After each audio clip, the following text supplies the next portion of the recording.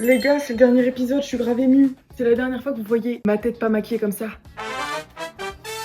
Je suis émue mais en même temps tellement contente. Enfin, déjà c'est une consécration le fait d'avoir fini. Bref, je vais pas trop parler parce que sinon je vais m'étendre, je ferai une vidéo après le reveal. Aujourd'hui, dernier épisode. Et celui-là, surprenamment, il m'enjaille un petit peu. Parce que moi j'ai déjà fini donc je sais déjà le résultat.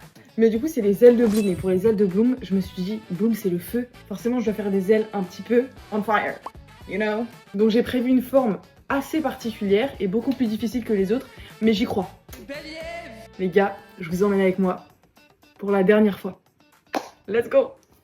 S'il y a bien une chose que ces ailes m'ont apprise, c'est qu'au début, quand on essaye quelque chose, on est tous nuls, mais vraiment nuls, c'est-à-dire que c'est moche et c'est mal fait. Et ça, je pense que pour avancer, il faut l'accepter. Il faut pas s'arrêter à ça, c'est-à-dire que si vous voulez faire un truc et qu'au début, vous voyez que vous galérez, on s'arrête pas, on refait, on s'entraîne et un jour, ce sera bien. C'est ça qui est beau avec l'être humain, c'est qu'on peut toujours apprendre. Et la fierté du début, elle vient pas vraiment de ce qu'on a produit, mais plutôt du fait d'avoir le courage d'essayer. Donc n'ayez pas peur d'essayer, on est tous nuls au début.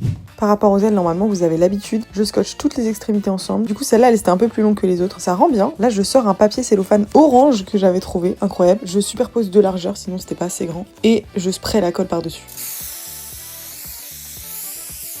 J'emprisonne la structure entre deux couches de cellophane, sur lesquelles il y a de la colle, évidemment, sinon ça colle pas. Enfin, c'est logique. Et ensuite, je viens couper tout autour. Franchement, on reconnaît bien le feu. Sur ça, il n'y a pas de question. Au début, j'ai essayé de faire une structure pour l'ajouter dans le top, mais j'ai bien vite abandonné l'idée. Et vraiment, je suis restée fixe sur l'idée des élastiques en bretelles. Là, c'est vraiment plus simple à porter, à coudre. Bon, après, du coup, le milieu, c'est pas forcément très beau, mais une fois porté, franchement, ça se voit pas du tout. Et c'est tellement plus simple. Ça se porte comme un sac à dos.